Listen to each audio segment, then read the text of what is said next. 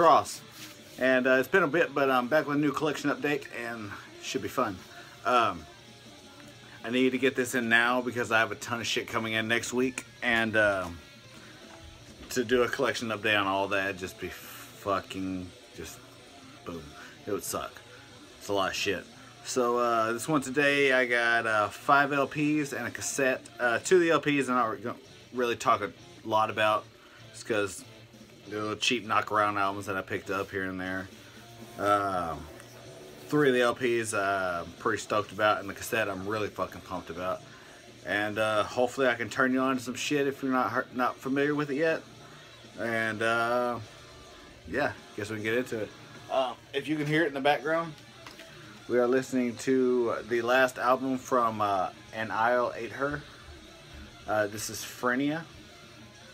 And this came out in, son of a bitch, I do not remember, 2011 maybe? Sounds about right, 2010, 2011. They were really crazy, spastic, like math grind. Just really technical, really vicious. But they were fucking sick. They're no longer a band. But yeah, it's really cool shit if you stumble across it. Check it out. That's And I'll Ate Her. Alright, so we're going to get into this. I'm going to start with those 2 knockaround albums that I talked about. The first one, I bought another record from my man Al Hurt. He's the Louisiana trumpeter that I talked about a couple collection updates back. I went back to the same thrift store and I picked this up for like 15 cents. This one didn't hit me as much as Soul in the Horn, but still really fucking good. And Al Hurt, he's the man. Fantastic trumpetist. He's fantastic with the fucking trumpet. Yeah,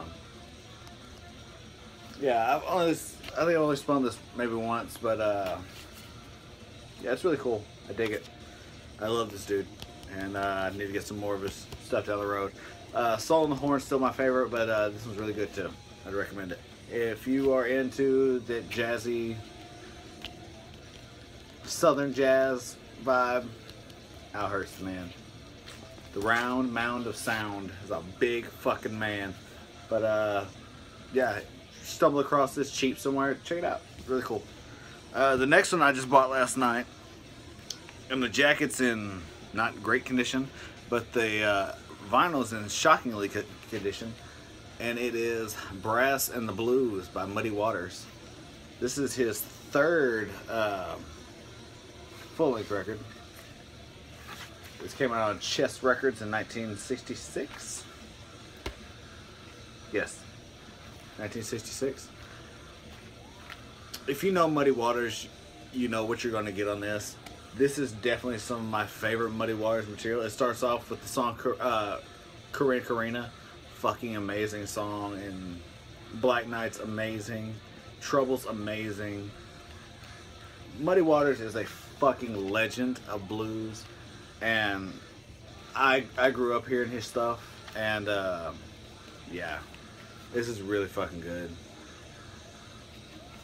Yeah, I bought this for a couple bucks off somebody at work, and listened to it straight through today after my shower. And I fucking love this thing.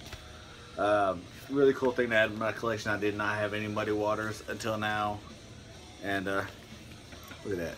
That man's just cheesing like a boss.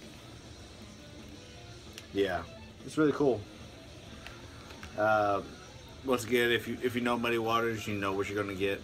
He's got that bluesy, soulful, smoky voice, and it's like fucking butter. This dude will forever be one of the greatest blues singers, if not the greatest. Amazing. Alright, so those are the 2 knockaround albums. Now we're gonna get into the other LPs. And let's see. I'm gonna start with this one. Yeah. This is a 3-way split between the bands Bone Dance, Divider, and Plebeian Grandstand. This came out a couple years ago on Throat Ruiner Records. and I heard it back then, but I'm just now buying it on vinyl. I found this for $6 in indie merch store, and I got it like 2 days after placing my order. It's just on black vinyl, so I'm not going to show you that, but I like the labels. Your side A has the one positive, B side has two. Like I said, just plain black vinyl, nothing special. Each band on this gets 2 tracks. Starts off with Bone Dance, and Divider second, Plebeian Grandstand's third. This is nice. Double-sided insert. Telling you about each band and the labels it came out on. And the lyrics down here at the bottom. It's kind of a pain in the ass to read on camera, I'm sure. Bone Dance, if you don't know them, I'm pretty sure they are now the band Throws. They are from Boise, Idaho, and they're crusty, sludgy, kind of like raw, vicious hardcore. Always on top of their shit. Their debut album is still in regular rotation on my what the fuck, iTunes. Jesus Christ, I don't know any of you fucking people subscribe to me. Divider come out of Long Island. I am extremely familiar with Divider because their vocalist Chris fuck dude, I cannot pronounce his name. Zampanakis, maybe, was the singer of one of my all-time favorite bands who put out some of my all-time favorite music, Sky Came Falling. And yeah, his fucking voice, it's just fucking amazing. And then third band, Plebeian Grandstand, they're French. They're definitely not the first band to do what they do with that blackened hardcore, but they do it like no other. I fucking love Plebeian Grandstand, and they're just fucking phenomenal. The artwork on this is pretty rad.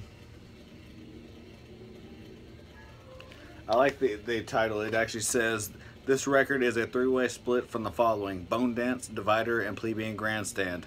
This record is untitled. Down the back, you just have the numbers 1, 2, 3, 4, 5, and 6.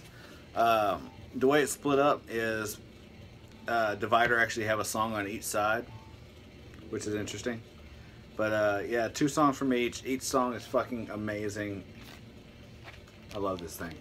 And like I said, dirt fucking cheap. Indie merch store still had some of these when I bought this. $6. Absolutely fucking worth it. If you need that raw, disgusting hardcore all up in your head, all up in your ear holes, check this shit out, because it's definitely worth your time and worth your money. Next up is the only hip-hop album from 2017 that I've paid a lot of fucking attention to, and it's getting a lot of play from a lot of people. This is Altars by Sadistic. Before this album, I was unaware of who Sadistic was. I did not know his material. I'm still not crazy familiar with his past material, but this fucking album is a fucking juggernaut. Starts off with Voodoo Dolly, a fantastic song. Free Spirits was probably one of my favorites. And the first track on side B, Salem Witches, I fucking love that song. This whole thing, he does really dark, real, honest, dark hip-hop. I said dark twice, but I can't properly get the vibe that I'm trying to go for, and I keep wanting to say dark. But he is a really dark rapper, and his flows are amazing. He has amazing cadence, and all in all, this album is just fucking unbelievable. I've spun this numerous times. The insert is actually pretty interesting. It is straight up Beetlejuice, fam. The record itself, I think it's fucking gorgeous. Let me get the sleeve back in here. It comes with no insert or anything, just the inner sleeve. But it comes on this white with the blood splatter, which I'm pretty sure is just the standard Yeah, this thing is fucking amazing. I love the labels. The crosses going all the way around. Really fucking cool. Really amazing album. Yeah.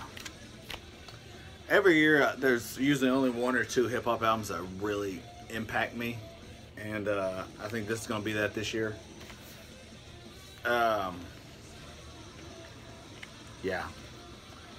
Sadistic, Alters, amazing, psychotic, sometimes over the top, filthy hip hop, and it's just done so fucking perfectly. I cannot stop listening to this thing. This dude is a fucking treasure, and I really need to go back and listen to his other shit because I'm being fucking lazy and not doing it. But I will soon. Sadistic, Alters, check it the fuck out. The last of the LPs finally packing me proud of me because I finally popped my Suicidal Tendencies cherry and bought their fucking debut album. Holy fuck, man. Of course I know Suicidal Tendencies and I love them, but I did not own anything on vinyl. Found this for relatively cheap last week sometime and I picked it up. This is a 2014 repress. Sounds fucking amazing and comes on this gorgeous electric blue that I love. It actually has, I don't know if you'll be able to see it in there, but it's got some marbling or smoke or some shit in there too. Very faint. You can see it right there towards the top of the screen. But yeah, check out the labels there. Old school Suicidal labels. Yeah. It was a crime that I didn't own this on vinyl, so I had to fix that. And believe it or not, I'm not crazy well versed in a lot of this era of crossover. It's the inner sheet with the lyrics and whatnot. Got a mic mirror down there, like a boss. But of course everybody knows and loves Suicidal. And fuck, man. The day I brought this home, I spun this all fucking day. It's so good. I fucking love this thing. Suicidal Failure, I Saw Your Mommy, Memories of Tomorrow, Institutionalized, of course, Subliminal, Suicide's an Alternative. You can't go wrong with this album. It is a fucking classic, and it will always be a classic, and it's fucking sick. Probably my favorite of Suicidal's material. Yeah, you really can't go wrong, and I really don't need to explain to you any more about who the fuck Suicidal Tendencies are. So yeah, that's that. You know Suicidal. Last but definitely not least is the cassette. This cassette I got off of, what was the fucking name of that distro? Time Worn Records, I believe. Their cassette distro, mainly. And I've had a digital copy of this album for a couple months now. And I know it came out, I believe, only on CD and cassette, with a vinyl release maybe later in the year. But I'm not much of a CD guy. I have the CDs that I have, but I have become a cassette guy. So when I found this, I had to get it. This is Soul Rot with Nameless Hideous Manifestations. This band's from Chile, and they definitely worship at the altar of 90s death metal. Even if you check out the logo, definitely kind of an Entombed meets Unleashed. And yeah, this thing is fucking amazing. Comes this beautiful blue Pro Tape, which initially I thought I had ordered the yellow version, but I actually like the blue a lot better. Also, something that's cool, it does not have an A or B side. It has a rotten side and a putrid side. Thought that was funny. Check out the J card, show it to you here. Pretty simple. It's got information and the artwork here and band photo on the back. Like I said, this band's from Chile, and they worship that old school Swedish death metal sound. Not so much as to ape anybody's sound, because they're definitely in their own world, but you definitely hear a lot of that Entombed influence, and I said Unleashed, and a lot of stuff like that. Modern bands also in the same, I put them in the same boat as like Decrepitaph, Funebrarum, shit like that. But this definitely needs to be on everybody's radar who loves that old school disgusting death metal sound. It's fucking amazing. Has not left my car since I got it in the mail. Yeah, I think that's about it for this time. Like I said, I'll have another collection update next week, and I'll be going through these 7-inch box again soon, and I'm going to go through my cassettes and show off some of those that I haven't shown before. But I think for now, that's about it. As always, thanks for watching. Thanks for subscribing. Take it easy. See you soon.